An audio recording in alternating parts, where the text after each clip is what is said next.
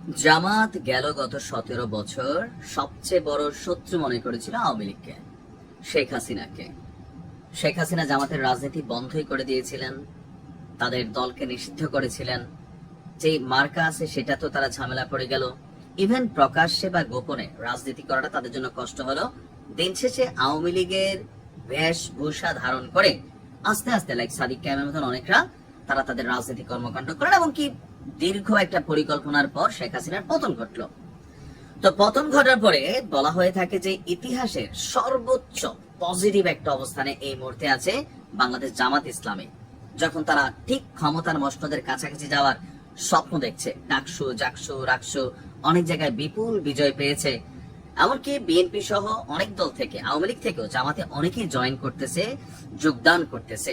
এই যখন রমরমা সময়, তখনই শেখ হাসিনা যে কাজটা করতে পারেন নাই ওই কাজটাই হেফাজত ইসলাম করতেছে।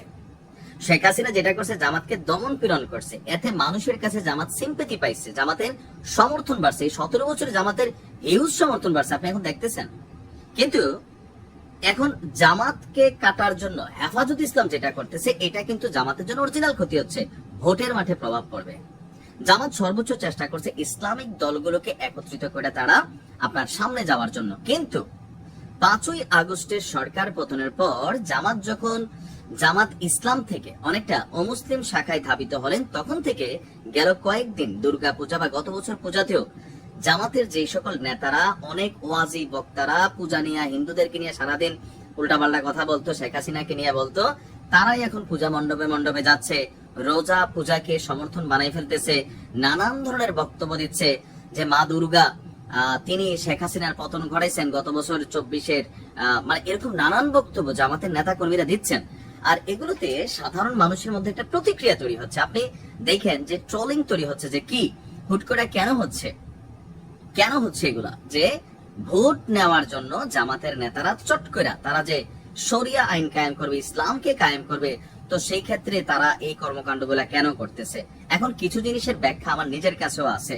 দেখেন, ইসলাম সম্প্রীতি শিখায়, ইসলাম কিন্তু হিংসা বিদ্বেষ শিখায় না।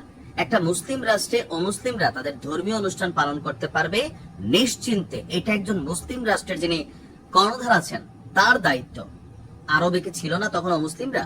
তাদেরকে কি জোর করে গিয়ে তাদেরকে ধর্মান্তরিত করা হয়েছে, কল্লা ফালাই দেওয়া হয়েছে? হয় নাই তো। তার মানে জামাত অনেক কিছু করতেছেন, কিন্তু আমাদের যারা অডিয়েন্স আছেন সেখানে আবার এটার ভাইব্রেশন হচ্ছে। এবার আসেন, হেফাজত ইসলাম এই বিষয়গুলাকে সামনে নিয়ে আসতেছে। ইভেন হেফাজত ইসলাম বলতেছে জামাত তো ইসলাম না, তারা মওদুদিবাদী একটা পন্থী, বা একটা, যেমন আওয়ামী লীগকে বলা হয় থাকে মুজিববাদী, আওয়ামী লীগ একটা দল না, একটা ধর্ম পালন করে। জামাত ইসলামও মওদুদিবাদী একটা ধর্ম পালন করে, যেটা প্রকৃত ইসলামের সাথে সাংঘর্ষিক। এই কথাগুলা হেফাজত ইসলাম এর আগে চরমনায় পীর বলতো, কিন্তু এখন চরমনায় আবার জামাতের সাথে পলিটিক্যাল অবস্থানে একত্রিত হয়েছে। কিন্তু হেফাজতের আমির তিনি গতকালকে বলতেছেন জামাতকে যেন মানুষ ভোট না দেয়। কেন? জামাত ইসলামিক দল না। তিনি বলতেছেন যে হেফাজতের আমির শাহ মুহিবুল্লাহ বাবুনগরী গতকালকে সন্ধ্যায় চট্টগ্রামের হাটহাজারী পার্বতী মডেল সরকারি উচ্চ বিদ্যালয়ের মাঠে শানে রেসালাত একটা সম্মেলন হয়েছে, বিপুল অতিথি ছিল, মানুষ ছিল সেখানে। আর হেফাজত ইসলামের হাটহাজারী উপজেলা শাখা এই সম্মেলন আয়োজন করে। সেইখানে গিয়ে তিনি আগামী সংসদ নির্বাচনে জামাত ইসলামীকে ভোট না দেওয়ার আহ্বান জানান। তিনি বলছেন কুফরি যাতে প্রতিষ্ঠা করতে না পারে, সামনের নির্বাচনে ভোট দেওয়া যাবে না। যারা পূজা আর রোজা একই বলে, এগুলা কি ইসলাম? তিনি বলছেন নবী ও রাসূলদের দেখানো সোজা রাস্তায় চলতে হবে, তাহলে দুনিয়া আখেরাত ঠিক থাকবে।